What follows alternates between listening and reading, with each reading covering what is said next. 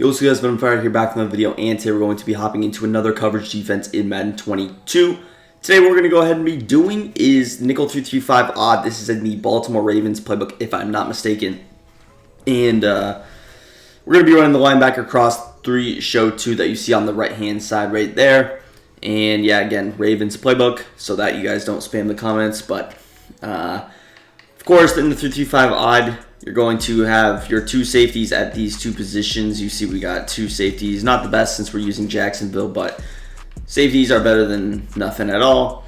Now this actually is a defensive line spot, if I'm not mistaken. I believe this is a defensive line spot the way that it's listed, but you can actually put a middle linebacker here, so that's what I did with Myles Jack. Pretty cool, but you see you can put an end, outside backer, middle linebacker, so we just threw Myles Jack there because he will be in coverage for this particular scenario. Again, you can have auto flip on.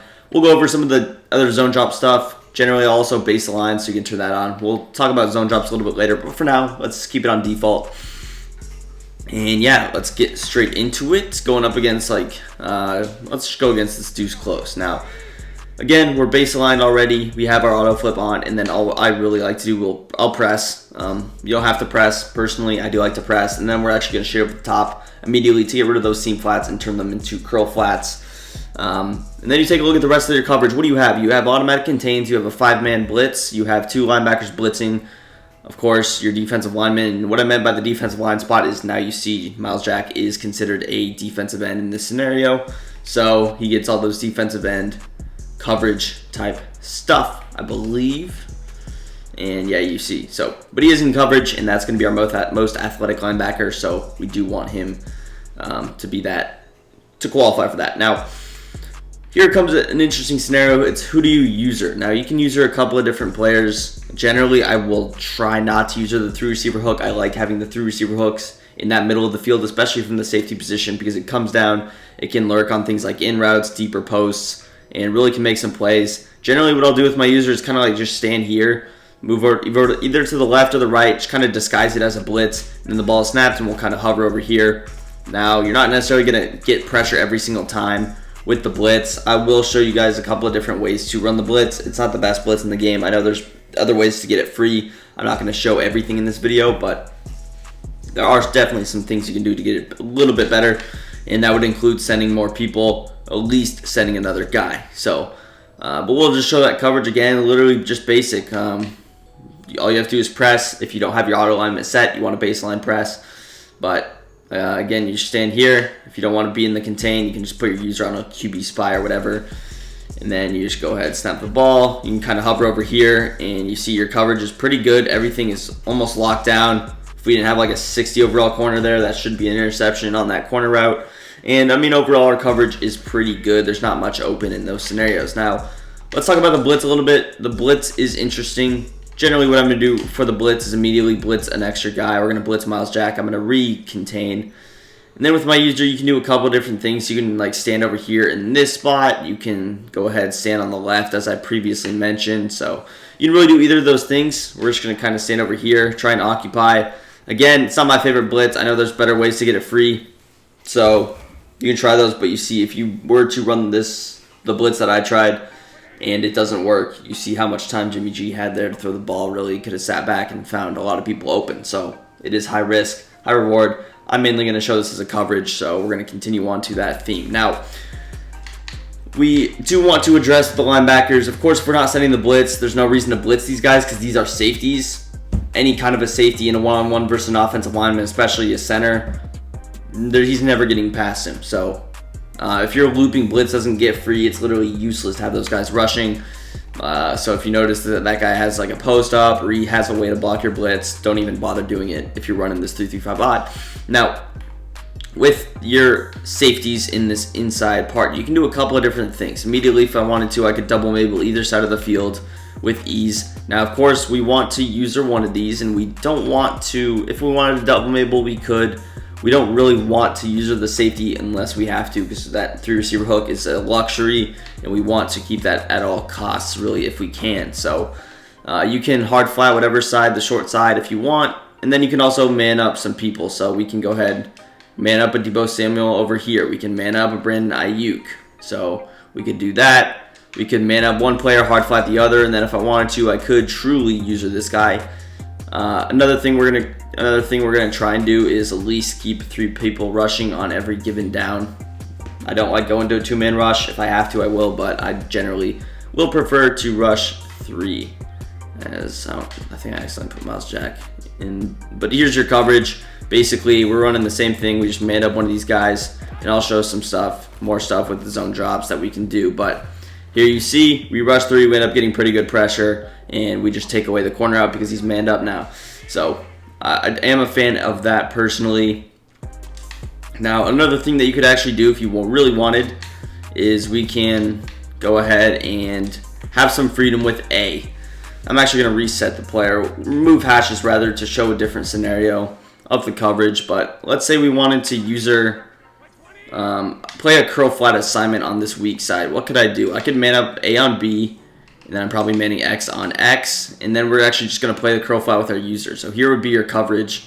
You have everybody manned up, and overall I think this is a pretty good coverage, because in a scenario like this, who's running to that right side? Literally nobody. Now you have to watch literally everything, even these weird little routes over here you might have to watch, so be careful. It depends on the play art. I like doing this strategy a little bit better against bunch. I'm not sure if San Francisco has bunch. I don't think it does.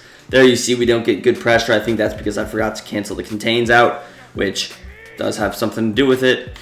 But if you are ever using the curl flat over there, definitely make sure it's on the short side of the field. Let's actually see if they do have a gun bunch. Now I can't audible to it. Never mind. But yeah, man, if they're running like any kind of a weird crossing play, I don't know, maybe something like this, just streaks, corner routes, and then maybe they drag A, this little flood concept. If they're doing something like this, you are definitely free to go ahead and just man him up. And then, of course, everything else, you can still man up Debo if you want. Really, you do want to probably man up X. If not, you can go with your double Mabel over here. But generally, I'm going to try to do that. And you see coverage here is going to be decent. Now, let's actually get into some of the zone drop stuff, because I do want to talk about a little bit more of the double Mabel. So we're actually going to go in there, and I'm going to show you what I'm doing. Now, depending on the formation, let's actually see, do they have a bunch? They do not, which stinks. But let's just go curl flats at almost 25. You can go 25 or 30. It depends on the player. We'll go 25 for now, 25 and 5. And we'll just come out in the same formation since they do not, in fact, have a... Let's actually, let's just call one of these plays because this formation is used. Now, our play did get flipped because of the way it was, so it will be from a different side. Keep that in mind. But we're still going to press, shoot over the top. And again, if I'm using a curl flat, I'm still going to want to use her over here. Now, this will give us freedom to man up this player. Get the most athletic linebacker you can, because there will be scenarios. He's always going to be in the curl flat, but there's scenarios like this where if I want to use the curl flat on the right, we need to man him up on Kittle. We can man him up on Elijah Mitchell out of the backfield. We can man him up on Brandon Ayuk. I guess we cannot man him up on Brandon Ayuk, but we can man him up on the tight end or the running back. And then if I really wanted to, I could actually man up this guy on Ayuk if I needed to. And then I could play the curl flat on this right side by myself, just like this. So this would be a decent way to do it if you really wanted to man up both players over there. Now, I'll show this, but again, we do have our zone drops high, so they really a lot should be defended. And you see, again, we have no hard flat over there, so of course the flat's just sitting there wide open. Now, if you were to go to a double Mabel, I recommend probably doing one side. You could do both sides, like I mentioned. You could just straight up hard flat both sides, and then actually use your Jenkins over here if you really wanted to, just like this. Now you have double Mabel, so you just got to watch the middle of the field with yourself. Try to take away this with your extra third over there, Shaquille Griffin, which we do a good job of right there. And again, you can even go 30 with those curl flats, just get them as deep as possible. But, I mean, yeah, that would be a decent way to run it if you notice him checking down a lot. But preferably what we want to do is just get this hard flat on the wide side of the field and then be able to use this play right here. And then we're just going to watch kind of the hard flats with ourselves. We have an extra guy in the middle of the field that hopefully does his job. If he doesn't, then that kind of stinks, but you can lurk over on here. And you see our 3-receiver hook covers a decent amount of ground. Now we are in contain once again in this scenario, so that is why we're not getting the best pressure. But we'll set that up again because you did see the coverage was pretty good. Is there any other plays actually in this? Let's go to red zone. Scissors, that's a nice play. What's tight end corner? Well, this is actually a weird play. I've never seen this before. Maybe this 49ers tight wide off is actually really good. I haven't seen some of these plays, but we're going to press, shade over the top. We are base aligned once again. We're going to put X in a hard flat, and then we're just going to pretty much run it like that. And again, if you were trying to bluff blitz pressure, what you can do is kind of stand over here with your user hover right about here. This makes it look like you're going to kind of send some pressure.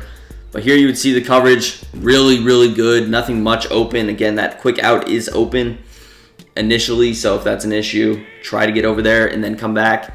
A lot of people will not go to the flats super late in the play. They try and throw those out routes pretty quickly. So that would be a good way to run your coverage, and if not, you can go with double hard flats, and that would really have everything taken away.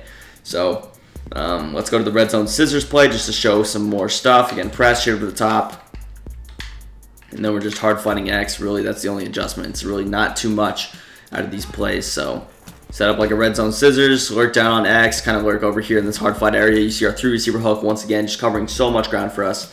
Just really a luxury to have. But yeah, man, overall, that's going to do the video. If you guys did enjoy, make sure you drop a big thumbs up, subscribe to the channel down below, and peace. I'm out of here.